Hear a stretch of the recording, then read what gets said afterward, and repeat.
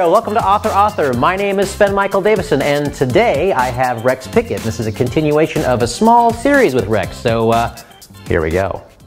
If you were to give a writer an advice, somebody who has a passion for writing and who wants to actually write to touch somebody else's soul, what would you say? What should they be writing? Should they be writing novels? Should they be writing television? Should they be writing movies? I mean, plays? I mean, where do you think you can actually have that outlet as a writer today, starting out? Well, I really don't want to say anything facetious or cynical or anything. I think that, again, I think you have to. The most important thing I think is to try to find your voice. And I think so many people out there who want to be writers. If you look at yourself in the mirror and say, I think I just want the lifestyle. I just want an agent, and well, you might get an agent, and your joy may end there. They may not do anything for you. You should write because you have something that you want to express. You have something that you want to convey to other people, and you need to find whatever narrative way through whatever medium it is to try to convey that. And you need to be able to risk being laughed at. I mean, look at Sideways. I mean, my rejection letters are in special collections, and so you can go over there and show them your license, and you can look at my whole collection. You can read those rejection letters, and that will warm the cockles of your heart for anyone aspiring. I mean, these are people telling me that I should, basically, I should have my computer impounded. That's how bad I am. I mean, literally, and they say nasty shit, these people. So you have to be able to risk that. I don't think that I hate to say this, but, I don't care if it's film or whatever. I realize we have to eat and whatever. But it has to come first. It has to come first before relationships. It has to come first before pets. It has to come first before paying your rent. The art has to come first. And I'm also going to say something else here on a political level, because we live in this political time, and I don't want to get on this. But there are people out there, and I'm not going to name the names, who just have certain advantages. Grow up with daddy who's bigwig in the business or whatever. Grow up, with money, with means. Yeah, you have definite advantages. Grow up in, I don't know, South Central or whatever, you might only get one shot. Somebody else might get 4 or 5 shots. That's unfair. Again, life is not a meritocracy. But I think that, if you can, and then I want, of course, now, again, I'm projecting here for myself, but I would love to see people, risk, at least for me, it was when I found success, was risk bearing their soul and opening up and whatever. But that's not to say that if you write some, fantasy trilogy and you got the next Harry Potter or whatever, I mean, she's not really bearing her soul in that. Not that I've read them, I don't know. I mean, I'm sure they're good books. I've heard that they're actually very well written. But for me, that's, I wanted, to find that personal voice, and you have to keep writing against all the obstacles. It must, or making films, it must come first. Almost to the point of selfishness, not narcissism. Be open to criticism, but also know when people are wrong. I mean, my ex-wife made an Oscar-winning film of a short film, but she also told me to burn Sideways when she read it. Yeah. And she hates me telling that story, but she did. She told me to burn it. Wow. And she used those words, burn it, even though it was on a... Was that the script of the book, or both? Just burn the whole thing? Oh, no, not the script. Oh, once okay. Alexander Payne was on board, oh my God. I'm just talking about before Alexander Payne, no. I mean, yeah, no, it was the manuscript of the book before it was published. After my agent went nuts, I gave it to Barbara because I was excited. I was suddenly getting some validation, and suddenly she... oh my God, this is terrible and whatever. She wasn't the only one. There are others. I mean, people in the publishing industry, other close friends. You have to know who to listen to and when not to listen. I think after hearing those things and then having such a success with it, and here we are still talking today about it, I do listen to people, but I have to go with my instinct. And I would say that for young writers, I think, again, you are developing your voice in a wilderness of voices, and the difficult thing today, of course, is, I've said this many times before, but the internet pushes more content in terms of novels and everything else in 24 hours than the entire 20th century. So think about that. We don't have the winnowing process. So you can write a novel and get it published, but you might only get 5 people to read it. So you're competing against a lot of things. So that part, I would say, the negative aspects of that, of writing novels and short stories, making films or webisodes or whatever it is, you've got to try to, put that out of your mind. If you are in it for the money, then I have no advice for you, because I don't fucking care about you. I'm sorry. I know that sounds harsh and cynical. You need to be in it for the love of it, because you love literature, you love storytelling, whatever, and let that take care of itself. It's not fair that, 50 Shades of Grey makes that woman $80 million. Everyone knows, every agent says it's dribble. I talked to a top agent who doesn't represent me, and I won't name her, at a very top agency, and I said, if 50 Shades had crossed your desk, what would you have done? She goes, I would have thrown it away after 5 pages. But I said, if you knew what it was going to become, she goes, I would sign her in a minute. Right. So, again, that famous line by the great screenwriter William Goldman, he's won 2 Oscars, All the President's Men, said nobody knows anything. It still is true today. You need to be in it for the love of it. You need to be in it because you're going to, to me, I always thought, I'd rather die than not do this. I don't fucking care. I've said to many people when I wrote Sideways, I said, I would have shot myself, if I could have afforded a gun. I mean, literally. I mean, that's where my life was at. Instead, I wrote Sideways. So, if you're just in it for the money, fine, great. Maybe you'll write a great series of something and you'll make millions or whatever. I just find that to be a venal, motivation. And I've never been motivated by that. Unfortunately, when you've had some success, you suddenly see that, a lot of other people that, they move in very quickly because it was all about money to them. But for me, I liked it what, that young TV writer said to me, who had so much success and was already a millionaire by 35 or whatever. But he said, yeah, but no one knows who I am and you have a Sideways. And I thought, it was humbling for him to say that to me. I thought, yeah, well, you're driving a nicer car than me. But, that's what's mattered to me is the work and the recognition, and I just the other stuff. As long for me, if I got a roof over my head, I mean, here I've got a nice place here. I don't own it, and I got a car that works, and I don't have to go to a soul-destroying job. Yeah. I said to a big producer once, I said, you know what? This is what you should do. And this was like 15, 20 years ago. It's what you should do in Hollywood. This guy was a studio guy. I said, the writers that you really believe in, who maybe have had, one little success or whatever, put them on salary. Give them like $100,000 a year or $75,000 a year, and some sort of profit participation. Hopefully gross, not net, but whatever.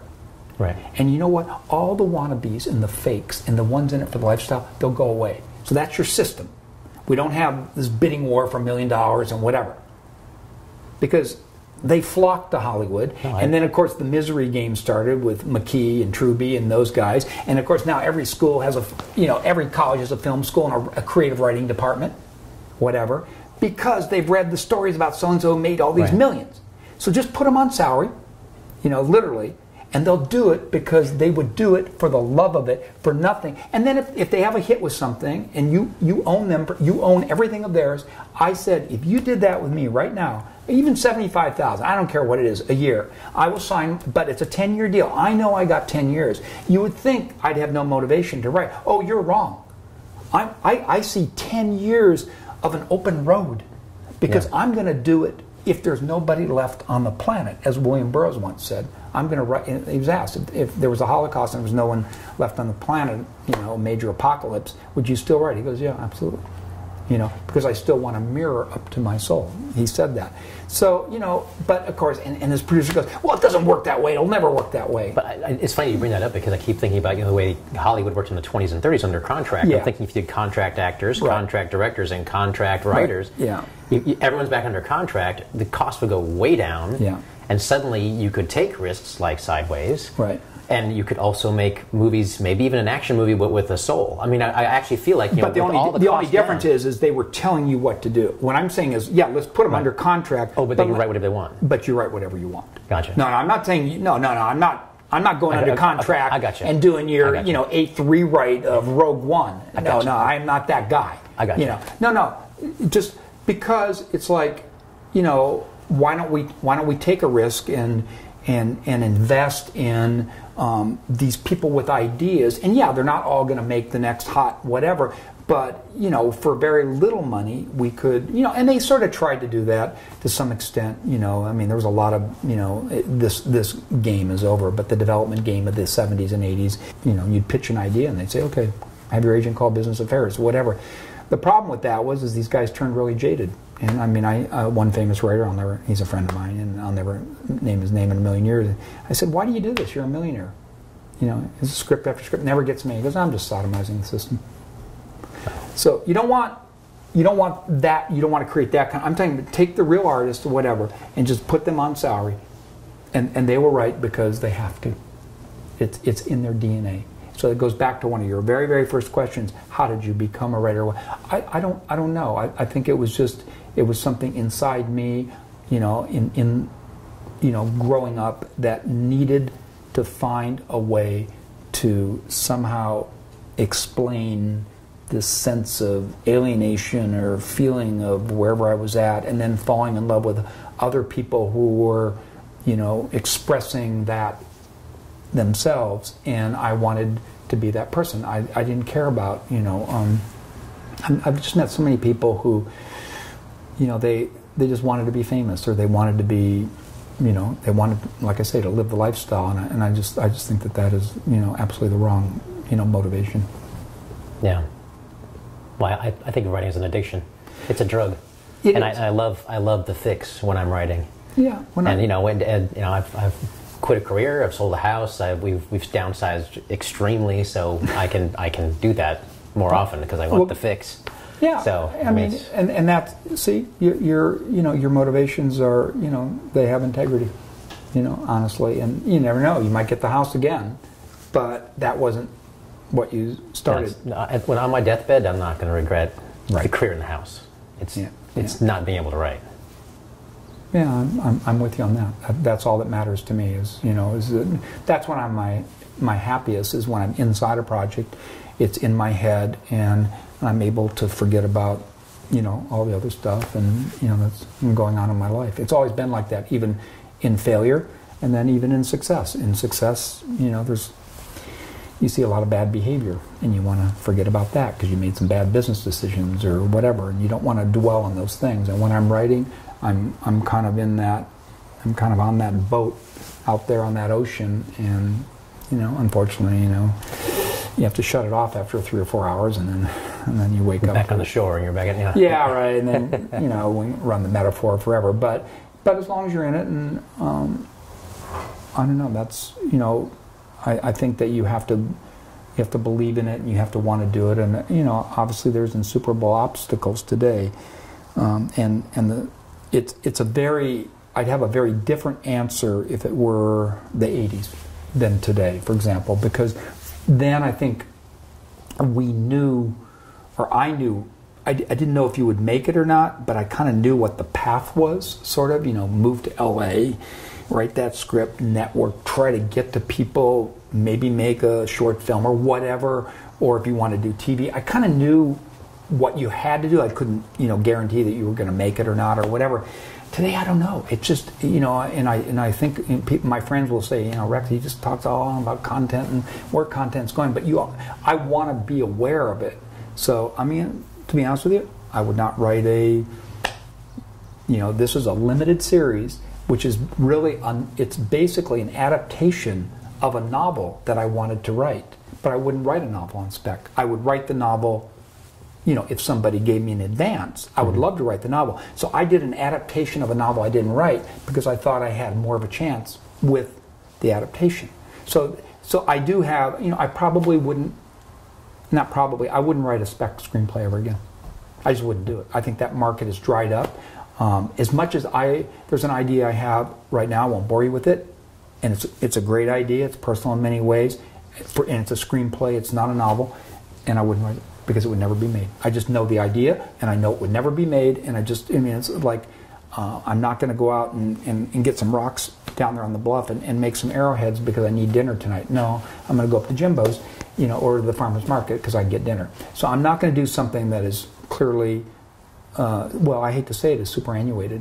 writing. I gave a talk over 2 years ago to a writers group down here in San Diego. I said, if you're writing the 120-page John Truby spec original, you can stop right now because your chance of selling that are almost nil. Yeah. I mean, you know, and the idea of that it's going to be a sample script and an agent's going to sign you and get you work. Those days are, forget it, are over. You need to rethink what you're doing. At least I wouldn't do it. But I don't know. I'll tell you, I would put on the play. I would take your camera right there and take a script of mine, Repairman, that is, you know, it's been optioned 4 times and never made. Could have been made, should have been made, or whatever. And recently, Joaquin Phoenix read it and loved it, and then that evaporated, you know. But suddenly there was all this excitement for a month and whatever, you know. I got a deal memo on my computer. A guy owes me $250,000. I'll never see it. But for a moment, Joaquin Phoenix wanted to do it, so it was going to get made. And it all takes place in OB. We can take your camera and these lavalier mics, and we can go down and probably make that film right now. That I would do. Gotcha. Because now I have the real thing. A screenplay is only the thing that gets me to that thing, you know. And again, a novel, are people going to be, well, first of all, fiction is read 95% by women. Right. They're keeping fiction alive, so that's a fact. And in fact, my limited series is, I mean, it's so different. I mean, again, I'm not promoting, but it's all women characters. The main character is 27. I mean, there's only one kind of featured male character. They're all female characters. The heroine is a female in it because I think that's, you know, but that's not why I wrote it. I wrote it because I had this idea that, you know, came from, you know, experience in real life, you know, with my archive and everything else.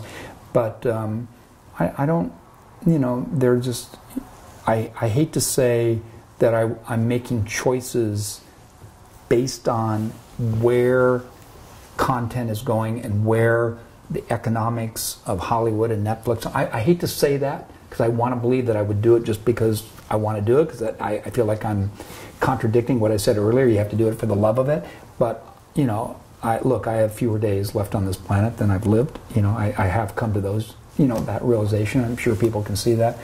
So I'm not going to spend 2 years of my life writing a 500-page novel that I just don't think is ever going to get published in a million years. It might, but I'm not so sure that, you know, reading those lengthy novels is even going to be around in, you know, with the new generation, you know, coming up. They didn't grow up in a time of no internet and you know, texting and all this other stuff, where, you know, deep immersive reading, we know that's gone the way of lacework. There's no question about that. I'm not saying there aren't still people who do it, maybe, you know, because they're assigned to do it, but in a class. But I don't know if it's just going to be little 5-minute, 3-minute, whatever stuff. I don't know. I mean, it's a different time, but, you know, having fun writing the musical Sideways, and I'll never stop, you know, creating something. You know, I believe in theater. I'll tell you why. Because you can't, you know, we've seen movies come to TV. The TVs have gotten bigger, you know, and I've noticed changes there. For instance, I've been watching Better Call Saul, which I kind of enjoy. But one thing I noticed about it is they use a lot of wide shots and stuff, and you wouldn't see that when TVs were like this. They had to be close-ups. But now, it's more like a film. It's more like cinema in a way, and they know that. So it's changing how they're making things for TV, because TVs are getting bigger and the quality and stuff is getting better. But in theater, you can't. As soon as you put theater on TV, it doesn't work. It just flattens it. It doesn't work. As soon as I saw a video of Sideways at Rescue Group Theater, I said, turn it off after 5 minutes. It lost all its magic. Yeah. So there's something magical about it. But, you know, there's no money in theater, but that's fine. But you can also, in theater, you can still, the audience is smaller and it's much niche, but you can deal with adult themes, more R-rated themes than you can today if you're setting out to write a screenplay or something, because it's so dumbed down and so formulaic in a way. I mean, try writing something really original and dark and from your heart and bleak. No one's going to make it. You know, no one's going to make it. So, but in theater you can do that. You know, but you might only 1,000 people might get, you know, to see it. I don't know. Are we so fracturing that all content is only going to be for small little groups? And, you know, I don't know.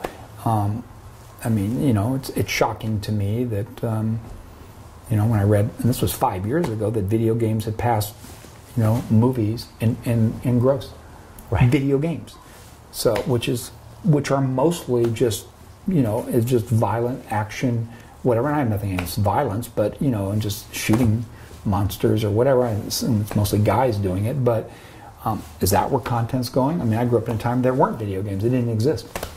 You know, so with Miles is now a successful author, but he's not rich, and he's doing a corporate outing up in the San Ynez Valley where Sideways took place. So he's really almost become a victim of his own success, if you will. And he reunites with Maya, and their relationship didn't work out.